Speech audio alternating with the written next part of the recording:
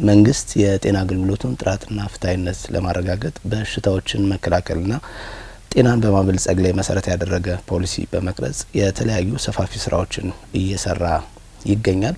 ይህንን አገራዊ ፖሊሲ መነሻ በማድረግ በቅርቡ በህዝብ ተወካዮች ምክር ቤት በ13ኛ መደበኛ ጉባኤ ላይ የጤና አገልግሎት አስተዳደርና ቁጥጥር አዋጅ ቁጥር 1362/2017 ጸድቆ ወደ ተግባር ገብቷል። ይህንን አዋጅ በማስመልከትም የሚመለከታቸው የስራ ኃላፊዎች ማብራሪያና ምላሾችን እንዲሰጡን እዚህ ጋብዘናቸዋል። ዶክተር አስቻለው ወርቁ በጤና ሚኒስቴር የሚኒስትር ከፍተኛ አማካሪ ናቸው። እንደዚሁም ደግሞ አቶ ቲቤሶ በዛብህ በጤና ሚኒስቴር የህግ ጉዳዮች ስራ አስፈጻሚ፣ ዶክተር ተገኔ ረጋሳ በጤና ሚኒስቴር የህዝብ ግንኙነትና ኮሚኒኬሽን ስራ አስፈጻሚ፣ ዶክተር ኤልባቦ ቡኖ በጤና ሚኒስቴር የሜዲካል አገልግሎት መሪ ስራ አስፈጻሚ ናቸው። እንግዶቻችን ጥሪያችንን ተቀብላችሁ በቅርቡም በጸደቀው አዋጅ ላይ ማብራሪያዎችን ሊሰጡን ዘንድ ፈቃደኛ ሆናችሁ እዚህ ስለተገኛችሁ በተመልካቾቻችን ስም እጅግ እያመሰገን ወደ መጀመሪያው ጥያቄ አመራለሁ። ዶክተር አስቻለው ይህ አዋጅ እንግዲህ ከመጽደቁ በፊት የሚታዩ የተለያዩ በርካታ ጉዳዮች ይኖራሉ ተብሎ ይገመታል በዓለም አቀፍ ደረጃ በሀገር አቀፍ ደረጃ።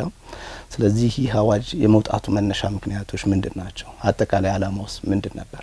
አዋጁ ያስፈልገበት ዋናው ምክንያት የጤና አገልግሎትን ታሳቢ ስናደርግ አንደኛ ሕክምና በየጊዜው የሚቀያየር ስለሆነ ሕክምናው ዳይናሚክ የሆነ ነገር ስለሆነ አዳዲስ ቴክኖሎጂዎች ይመጣሉ፣ አዳዲስ ፊልዶች ይመጣሉ በዓለም ላይም ያው በአገሩም ውስጥ። ስለዚህ እነዚህን አገልግሎቶች በአግባቡ ደረጃ ወጥቶላቸው ቁጥጥር የተደረገባቸውና ክትትል እንዲደረግባቸው ስለሚያስፈልግ የህግ ማዕቀፍ ይፈልጋሉ። እንግዲህ አንዱ ይሄ ነው። የሳይንስና የሕክምና እድገት በራሱ የሚፈጥረው ነገር አለ። ሁለተኛ በአገሩም ውስጥ ቢሆን የተለያዩ ደረጃዎችን ማውጣት ያስፈልጋል የሕክምናውን ጥራት ጠብቆ አገልግሎቱን ለመስጠት እንዲያስችል።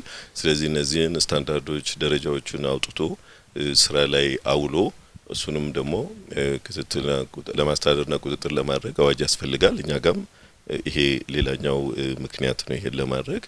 ሌላ ሶስተኛው ደግሞ ለህብረተሰቡ ጥራት ያለው አገልግሎት እናቀርባለን ስንል ጥራት ያለው አገልግሎት አንዱ ሴፍ የሆነ መሆን ስላለበት ያንን ለማድረግ ሴፍ መሆኑን ለማረጋገጥ የተቀመጡ ደረጃዎች በአግባቡ ስራ ላይ መዋላቸውን ማየት ስለሚያስፈልግ የህብረተሰቡን ደህንነቱ የተጠበቀ አገልግሎት ለማግኘት የሚያስችልበት ሁኔታ ላይ እንዲሆን አዋጅ ያስፈልጋሉ። የጤና አገልግሎትና አስተዳደር አዋጆች ይሄ ነው ያለው።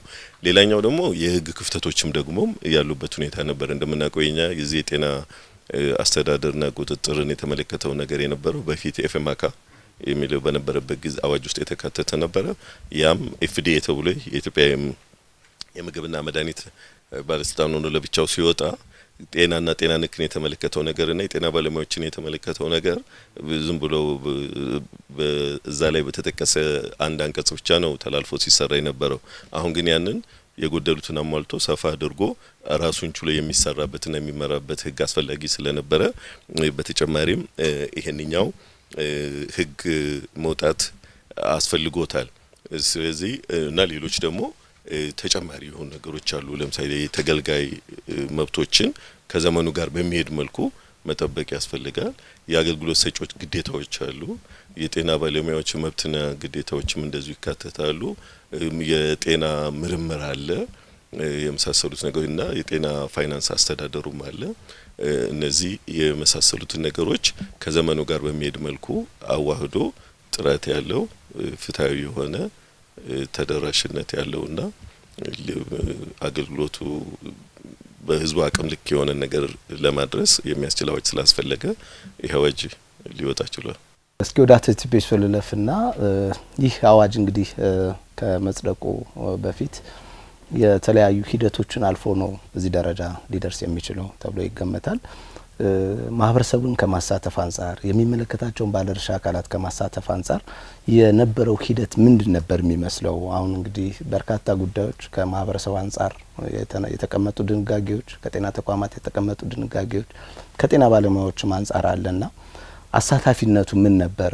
የሚመለከታቸውን ባለድርሻ አካላት አሳትፎ ወደዚህ ደረጃ ለማድረስ አንድ ህግ ለመውጣት እናት የሆኑ ነገሮች ያስፈልጉታል። ለምሳሌ ፖሊሲ አንዱ ለህግ አወጣት እንደ ምንጭነት ልንወስደው እንችላለን። እንደምንረዳው ቀድሞ የነበረው የ1986 ፖሊሲ መሻሻሉን ተከትሎ ቅርብ ጊዜ በ2016 አዲስ ፖሊሲ ወጥቷል። ስለዚህ የነዛ የፖሊሲ እይታዎች በህግ መካተት ወይም ደግሞ መመላከት አለባቸው። ስለዚህ ከዚህ አንጻር ፖሊሲውን ከመጽደቁ በፊት ነው በእርግጥ የዚህ አዋጅ አጀማመር ረጅም ጊዜ ወሰደ ነው። 2016 የወጣ ፖሊሲ አለ። ስለዚህ እሱ እንደ አንድ እንደ ምንጭነት ያገለግላል ለዚህ አዋጅ። ግን የአዋጁ አተገባበር ግን 2016 ሳይሆን ቀደም ብሎ ከ2010 ጀምሮ ሲሰራ የቆየ ነው። እንግዲህ ያው በርካታ የሆኑ በዚህ ሙያ ላይ ልምድ ያላቸው ሰዎች በቴክኒካል ኮሚቴነት ያው ከመካከላችን ማሉ እንደ ዶክተር አስቻለው ሆነው በቴክኒካል ኮሚቴነት ሰፋ ያለ ቲም ተዋቅሮ ሲሰራ የቆየ ነው። እንግዲህ ያረጋገጠው ሂደት ላይ ተደጋጋሚ የሆኑ ኮንሰልቴሽኖችን ተደርገዋል። ምናልባት ከ20 በላይ ኮንሰልቴሽኖች እንዲደረግ ተደርጓል። ይሄም የሙያ ማህበራት ሊሆኑ ይችላሉ፣ የጤና ባለሙያዎች ሊሆኑ ይችላሉ፣ የተለያዩ ማህበረሰብ ክፍሎች ዜጎችን ፕላስ ደግሞ እንደገና ከፍተኛ የሆነ በሕዝብ ተወካዮች ምክር ቤትም ደረጃ እነዚህን ግብዓቶች በማካተት እንደዚሁም የታካሚዎችን ማህበርን አጠቃላይ ዘርፈ ብዙ የሆኑ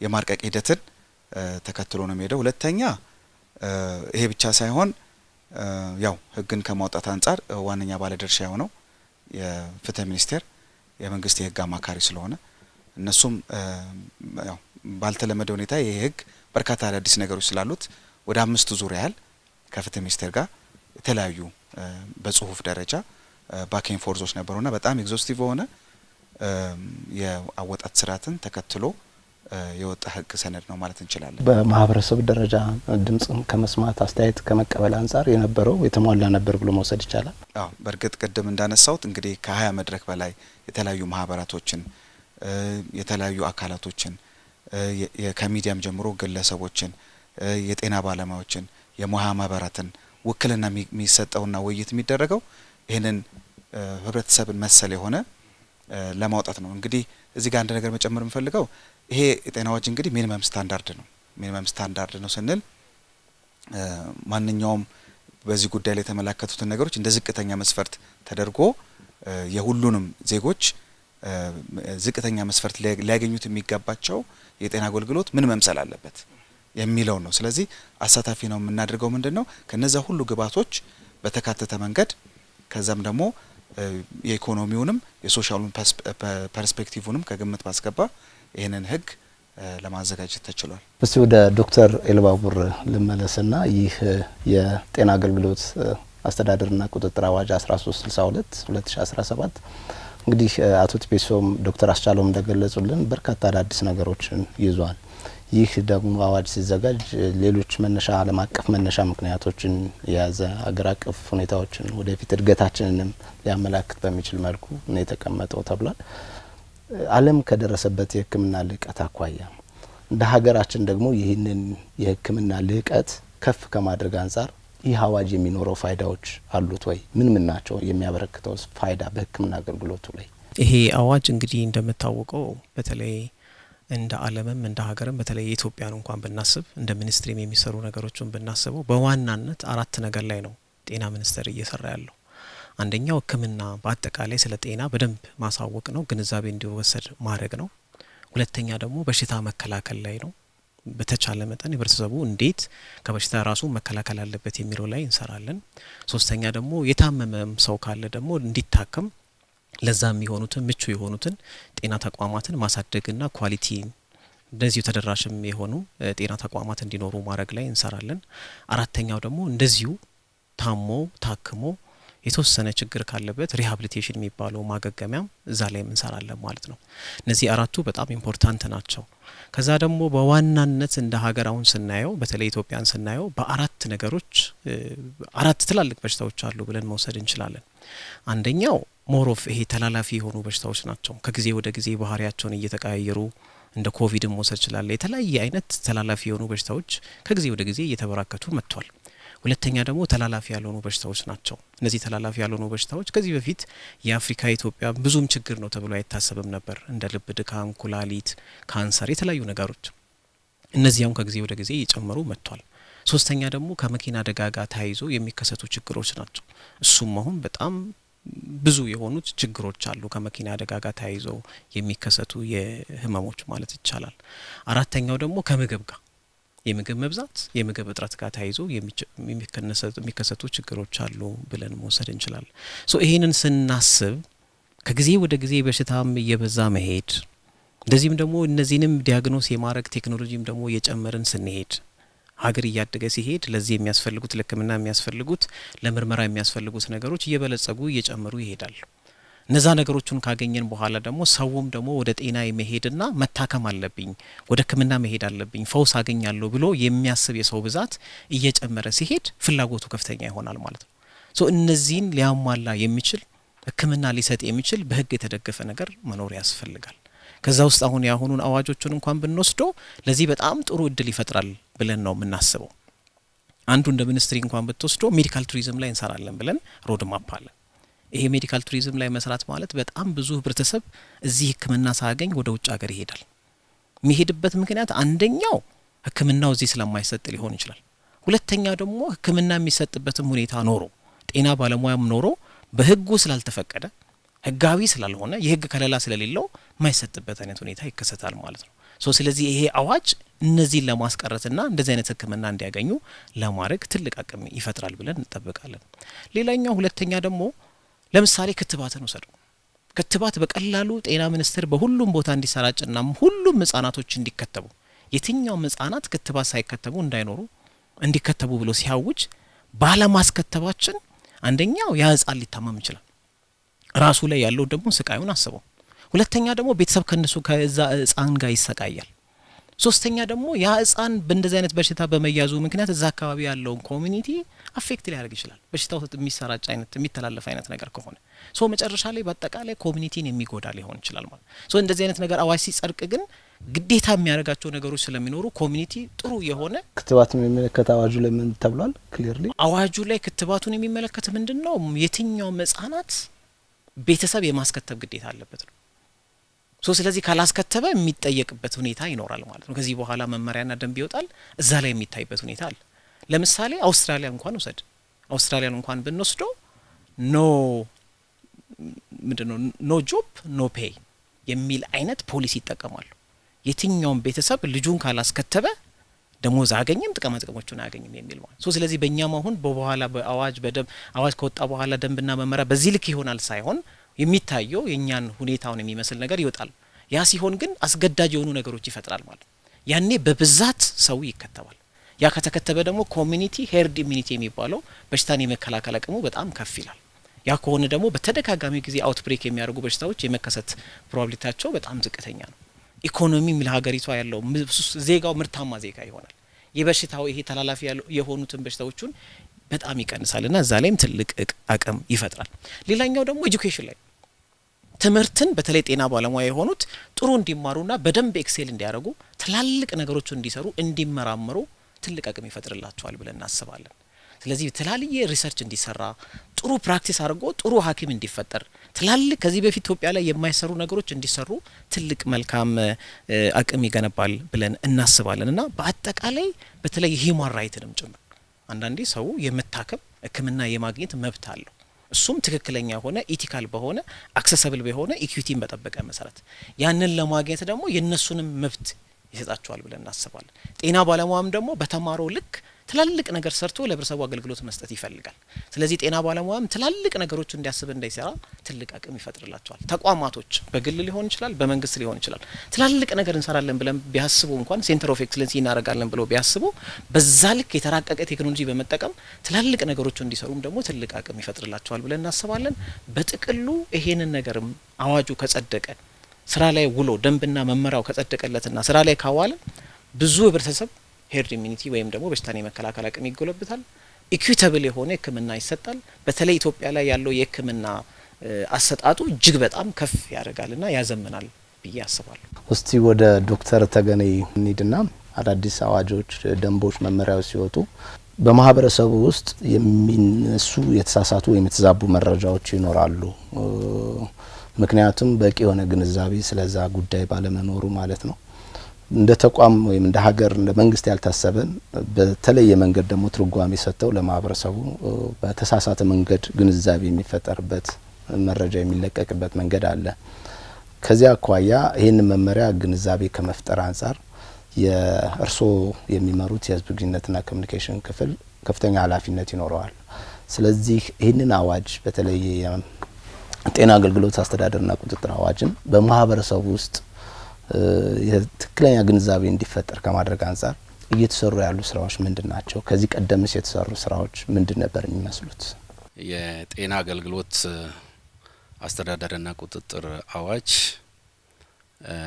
የህብረተሰባችንን የጤና አገልግሎት ፍላጎት ለመመለስ መንግስት ጊዜ ወስዶ ቅድም ሲነሳ እንደነበረው በዋናነት የህብረተሰቡን ጤና ለማሻሻል የህብረተሰባችንን ጤና ለመጠበቅ የሚያስችል ከዚህ በፊትም ደግሞ የነበሩ ለዚህ ስራ እንቅፋት የሚሆኑ የተለያዩ ማነቆችን ለመፍታት ታሳቢ ያደረገ አዋጅ ነው በህዝብ ተወካዮች ምክር ቤት ቀርቦ የጸደቀው። እንግዲህ እኛ እንደ ጤና ሚኒስቴር የህዝብ ግንኙነትና የጤና ኮሚኒኬሽን ስራን ስንሰራ አዋጁ ከመጽደቁ በፊትም የተለያዩ የግንዛቤ ማስጨበጫ ስራዎችን ከሚመለከታቸው አካላት ጋር ሆነን ስንሰራ ቆይተናል። ይህ አዋጅ በጣም ብዙ ጊዜ ወስዷል እንደ በፊት እንደቀረበው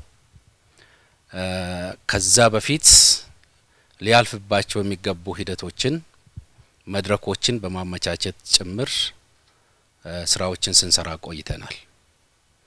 ምክንያቱም አሁን አንዳንድ የተዛቡ መረጃዎችን ያሰራጩ ህብረተሰባችንን ለማደናገር የሚሰሩ አካላት ይሄ ነገር ሊፈጠር እንደሚችል ስለምናስብ ከመጽደቁም በፊት የአዋጅ ረቂቅ ደረጃ በነበረበት ጊዜ አንደኛ አስፈላጊ የሆኑ ግብአቶች እንዲሰበሰቡ ለምሳሌ በተለያዩ ደረጃ የተደረጉ ጥናት የዳሰሳ ውጤቶች ከጤና ኤክስቴንሽን ሰራተኞች ከሚሰሩት ስራ ጀምሮ እንዲታዩ እንዲካተቱ ይህንን የማሰባሰብ ስራ ከሚመለከታቸው ጋር ሆነን ሰርተናል።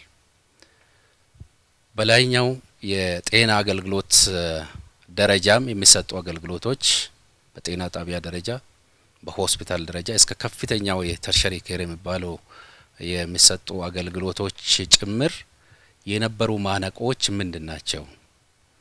በስራ ላይ ያጋጠሙ ችግሮች፣ በህክምና አገልግሎት ላይ ያጋጠሙ ችግሮች ምንድናቸው? በጥናት የተለዩ በዳሰሳ ጥናቶች የተለዩ ውጤቶች ጭምር በሚመለከታቸው አካላት እንዲወሰዱና እንዲታዩ ማድረግ ችለናል።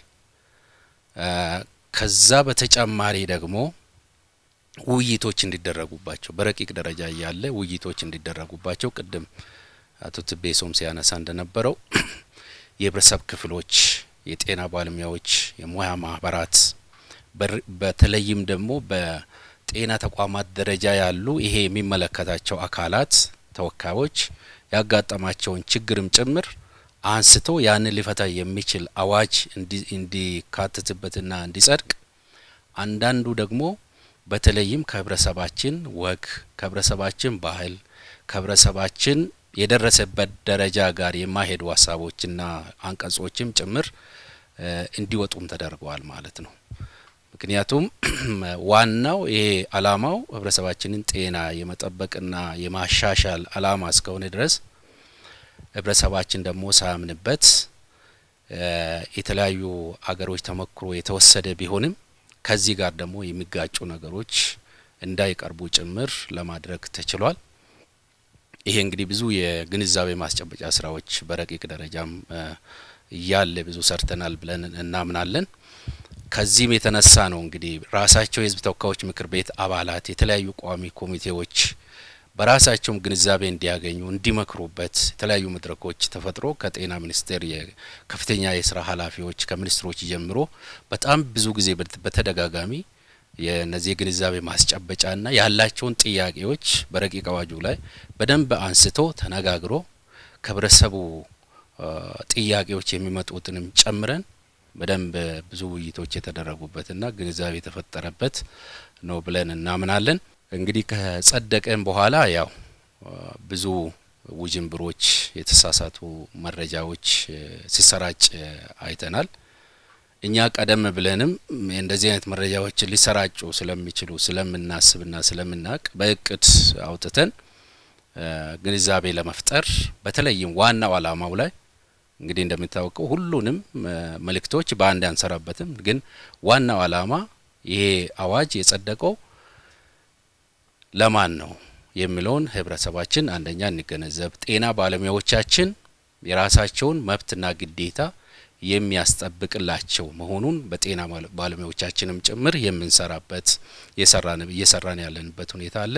ከህብረተሰቡም አንጻር ደግሞ መንግስት የጤና ሚኒስቴርም ይሁን የህዝብ ተወካዮች ምክር ቤት ዋናው ስራው ለህብረተሰባችን ጥቅም የህብረተሰቡን ጤና የማይጎዳ የህብረተሰቡን ጤና የሚያሻሽል ስራ ነው የሚሰራው። ይሄ ግዴታችንም ጭምር ነው ማለት ነው። ስለዚህ አንዳንድ የተዛቡ የህብረተሰቡን ጤና ለመጉዳት ነፍስ ለማጥፋት የሚባሉ ውዥንብሮች ከእውነት የራቁና ሐሰተኛ መሆናቸውን ለማስጨበጥ ጥረት አድርገናል።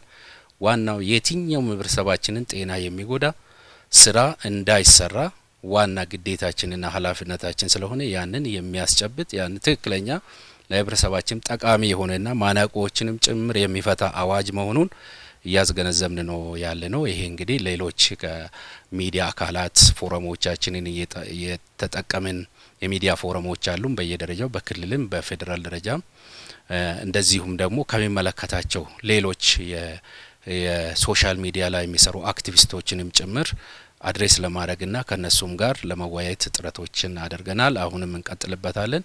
በዚህ መሰረት የግንዛቤ ማስጨበጫና የተሳሳቱ መረጃዎችን የማረም ስራ እየሰራ ነው ያለ ነው። ዶክተር ተገናኝ እጅግ አድርገን እናመሰግናለን። ተመልካቾቻችን እያደረግነው ያለነው ውይይት በቅርቡ በህዝብ ተወካዮች ምክር ቤት በ13ኛ መደበኛ ጉባኤ ላይ የጤና አገልግሎት አስተዳደርና ቁጥጥር አዋጅ 1362/2017 ላይ የሚመለከታቸውን የስራ ኃላፊዎች እዚህ ጋብዘን ማብራሪያ እየሰጡበት ይገኛል ማለት ነው። ውይይታችን እንደቀጠለ ነው።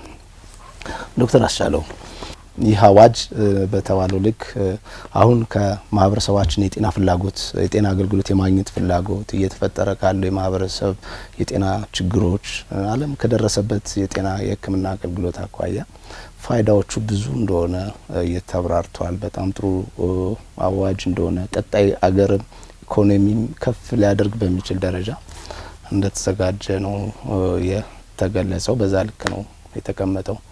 ይህንን የተፈጻሚነት ወሰኑን ይህንን አዋጅ እንግዲህ ያስቀመጣቸው የግዴታ ድንጋጌዎች አሉ። የተፈጻሚነት ወሰኑ ወይም ደግሞ እንዴት አድርገው ነው ክትትል የሚደረግበት? እንዴት ነው በክልል በተቋማት ደረጃ እንዴት ነው ክትትል የሚከናወነው ተብሎ ይታሰባል? አንድ አዋጅ የሚሆን ህግ ከወጣ በኋላ ለማስፈጸም ያሉ መመቻቸት ያለባቸው ሁኔታዎች አሉ። ተፈጻሚነቱ የመጀመሪያው የአዋጁ ኦነርሺፕ ነው። ይህ አዋጅ ይጠቅማል ወይ? ያዋጅ የኔ ነው ወይ? የኔን ጤንነት የኔን አገልግሎት ለማሻሻል ነው ወይ ብሎ የሚያስብ ከሆነ ማህበረሰቡ በዛ አገልግሎት ውስጥ የሚሰጠውን ባለሙያም ያዋጅ ሙያው እንዲያድግና ባለሙያውም በጥሩ ሁኔታ አገልግሎቱን ለመስጠት የሚያስችል ሁኔታ ይፈጥራል ወይ? መንግስትም ለማህበረሰቡ ሊሰጥ ካሰበው ነገር አኳያ ያለውን ነገር ማየት ያስፈልጋል። ስለዚህ ቅድም እንደተባለው አቶ ሲቤሶም እንዳለው ያለፈበት ሂደት ረዘም ያለ ጊዜ መሆኑ፣ ሁለተኛ ብዙ የሚመለከታቸው ባለድርሻ አካላት የተሳተፉበት መሆኑ፣ ከመንግስትም ሳይድ አገልግሎቱን ለማሻሻል ተስፋ የተጣለበት ነገር መሆኑን ሲታይ ላፈጻጸሙ መሰረት ነው ማለት ነው። ፋውንዴሽን ነገር አለው። ከዛ ቀጥሎ እንግዲህ ይሄ ካለ በኋላ ከፖሊሲው ጋራ ያለው ቅድም እንደተባለው አላይመንት አለ። ስለዚህ ከአዲሱ ፖሊሲ ጋራም እንዲጣጣም ተደርጎ ያንን የማስፈጸሚያ አንድ አጋጣሚ እንዲሆን ተደርጎም ስለወጣ ያን ለማስፈጸም ቀለል የተመቻቸ ሁኔታ ይኖረዋል ማለት ነው። እንግዲህ ሌላው የህብረተሰቡ ፍላጎትና የባለሙያው ፍላጎት እንዳልነው ቅድም የተጠቀሱት እነዚህ በሽታዎች አገልግሎቱ ተስፋፍቶ ተደራሽ እንዲሆን ግዴታ የተጣለባቸው ነገሮች የግድ በእጅ አዙር ምን ማለት ነው? እነዛ ነገሮች አገልግሎት የማግኘት መብት አለው ማህበረሰቡ ወይም አገልግሎት መስጠት ግዴታ የሚጥል ከሆነ ቀጥሎ የሚመጣው ነገር ምንድነው? እነዛ ነገሮች ተደራሽ እንዲሆኑ የሚያስችል ኢንቨስትመንትና ሌሎች ነገሮችንም አብሮ ያመጣል ማለት ነው። እነዚህ እንግዲህ አጠቃላይ ነባራዊ ሁኔታዎች ናቸው። ተጠያቂነትም አብሮም እየመጣ የሚሄድ ስለሆነ ከህብረተሰቡ ስልጣኔ ጋርና አስተሳሰብ ጋር ሆኖም ግን አሁን እንግዲህ አዋጁን በተመለከተ ምንድነው በቀጥታ ወደ ማስፈጸሙ ስንሄድ የመጀመሪያው ነገር ቅድም በዶክተር ተገኔም እንደተባለው የሚመለከታቸው አካላቶች ከጸደቀ በኋላ እንዲያውቁት ማድረግ ነው። ያው አዋጁን ማስታወቅ ያስፈልጋል። ሁሉም የሚመለከታቸው አካላቶች እንዲያውቁት የመንግስት አካላትም ባለሙያዎችም ሌሎችም አካላቶች የሚመለከታቸው በሙሉ ማህበረሰቡ የፍትህ አካላትም እንዲያውቁት እየተደረገ ይቀጥላል። ከዛ ቀጥሎ ግን አዋጁ በቀጥታ ከማስፈጸም ባሻገር አዋጁን ለማስፈጸም የሚያመቻቹ ደንቦች ይወጣሉ፣ መመሪያዎች ይወጣሉ። ስለዚህ ለነዚህንም ደግሞ ቶሎ ወደ ስራ ገብተው እንዲጸድቁ መደረግ አለበት። አለበለዚያ ዝም ብሎ ርቀት ላይ እንዳይቀር ተንጠልጥሎ ማለት ነው ለማህበረሰቡና በዚህ መልክ እንግዲህ አቶ ቲቤሶ የሚመራው የህግ ክፍል በመጀመሪያ በእቅድ አስቀምጦ ወደ 11 ወይ 12 መመሪያዎች ያስፈልጋሉ። እነዚህ በቀጥታ አዋጁ ላይ መመሪያ እንዲወጡ የተቀመጡ ነገሮች ናቸው። ስለዚህ እነዚህ ለማውጣት እንደ 100 ቀን እቅድ ይዞ የተለያዩ ቴክኒክ ቲሞች ተቋቁመው እኛም አብረን የምንችለውን ያገዝን በመስራት ሂደት ላይ ነው ያለው። ይሄ በጣም ትልቅ ነገር ነው። ምክንያቱም እነዚህ መመሪያዎች በአንድ ጊዜ ወጥተው ከሄዱ ለማስፈጸም አንድ ድል ይኖራል ማለት ነው። ምክንያቱም ያዋጁ በትክክለኛ መፈጸምን ለማየት የሚያስችሉ መመሪያዎች ስለሆኑ ማለት ነው። ከዛ ውጭ እንደዚህ ቁጥራቸው በርከት ያሉ ትልቅ አዋጅ ስለሆነና ብዙ ነገሮችን አንድ ላይ አካቶ ይመጣ ስለሆነ ብዙ ደንቦችም አሉት ገና ሬጉሌሽኖች። እነዛ ደንቦች ደግሞ በጣም ወሳኝ ናቸው። ተለቅ ያሉ አንዳንድ ነገሮች አሉና እነዛ በደንብ ደረጃም የሚወጡና እነሱ ከወጡ በኋላ ተከትሎ ሊወጡ የሚችሉ መመሪያዎች ይኖራሉ። እነሱን ደግሞ እስከዚህ አመት መጨረሻ እስከሚቀጥለው አመት ጥር ማለት ነው 25 ማለቂያ ድረስ ለማውጣት እየተሰራ ነው ያለው። እነዚህ አዋጁን ተፈጻሚነቱን ለማፋጠንና ስራ ላይ እንዲውል የሚያመቻቹ ሁኔታዎች ናቸው ማለት ነው። ከዛ በኋላ ተከታትሎ የሚወጡ ጋይድላይኖች፣ ሌሎች ደግሞ ኦፕሬቲንግ ፕሮሲጀሮች ሊኖሩ ይችላሉ። ስለዚህ ይሄ ይኖራል። ከዛ እንግዲህ እግረ መንገድ አሳታፊ የሆነ መመሪያውም ደንቡም እየወጣ ሲሄድ ክልሎችም የጤና ተቋማትም የመንግስትም የግልም ያወቁት እየሄዱ ልክ ለዛ ዋናው አላማው ህጉ እንግዲህ ለማስተማሪያ ስለሆነ ያን ህግ አክብረው እንዲሰሩ ነው የሚፈልገው እንጂ ከህግ ሲወጡ ያው የሚወሰደው ነገር እንዳለ ሆኖ ግን ዋናው አላማው ይሄ ህግ አለ በዚህ በተቀመጠው መሰረት ስሩ ለመስራት እንዲችሉ ማመቻቸት ስለሆነ ሌላው የማስፈጸሙ ሂደት የሚሆነው እንግዲህ ተቋማትም ክልሎችም ሌሎችም አካላት ይሄንን ለማስፈጸም የሚያስችሉበት ግንዛቤ አብሮ ጎን ለጎን ይቀጥላል። በመመሪያውና በደንቡ አወጣት ሂደት ውስጥ ግን ደግሞ እንዲሳተፉ ይደረጋል። እየታየ በዚህ መልኩ ያለበት ሁኔታ ነው ያለው። እንግዲህ ለፌደራል መንግስቱ በተሰጠው ስልጣን መሰረት ደረጃዎችን ስታንዳርዶችና ሬጉሌሽኖችን የሚሰራው ፌደራል ገቨርንመንቱ ነው። አዋጁም ሲወጣ በመላ ሀገሪቱ ተፈጻሚ እንደሚሆን ተደርጎ ነው የወጣው። ስለዚህ በአንድ ሀገር ውስጥ የተለያየ የጤና ደረጃ ይኖራል ተብሎ አይታመንም። ስታንዳርዱም ህጉም እና አዋጁ ላይ በተፈጸመው መሰረት ክልሎችም እስከ ታችኛው የአስተዳደር እርከን ድረስ ተፈጻሚ የሚሆኑበትን ነገር ያመቻቻሉ። ያኔ ማመቻቸት ስራ እንግዲህ አንዱ ትልቁ ስራ የኛ ከግንዛቤ ማስጨበጥ አልፎ ጠለቅ ያሉ ስራዎችን መስራት የሚጠበቅብን ይሆናል ማለት ነውና ፈጽሞ ስናየው አሁን ያለንበት አጭር ጊዜ ነው ከጸደቀ፣ ግን የተሰራው ስራ በጣም ትልቅ ነው። 10 ምናምን መመሪያዎችን ለማውጣት አይ ቲንክ የመጀመሪያዎቹ ረቂቆች ወጥተዋል ባንዴ ነው። ቀጥሎ ደግሞ የሚሄደው ነገር በፍጥነት የማስኬድ ሁኔታ ላይ ነው ያለነው። ዶክተር አሻለው አመሰግናለሁ። እስቲ ተመሳሳይ ነው ወደ አቶ ቲቤሶ ሊድና እንግዲህ አዋጁ ላይ በርካታ ድንጋጌዎችን ቀጣይ ዝርዝር መመሪያ ይወጣላቸዋል፣ ቀጣይ ደንቦች ይወጣላቸዋል እያለ ያስቀምጣል በክፍት እያደረገ ማለት ነው። እነዚህ ዝርዝርና ደንቦች ከማውጣት አኳያ እንደ ሚኒስትሪ አሁን ያለንበት ደረጃና ዶክተር አሻለውና ካርገውታል እሱ ደግሞ በቀጥታ የሚመለከተው በመሆኑ ምን ደረጃ ላይ ነው ያሉት?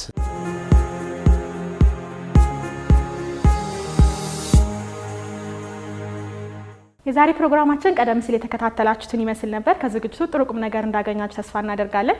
ሳምንት በሌሎች አስተማሪ ዝግጅቶች ተመልሰን እንገናኛለን። ከመላው ስቱዲዮ ባለሙያዎች ጋር ሌኒ መሰለ ነበርኩ። እስከ ሳምንት መልካም ሳምንት።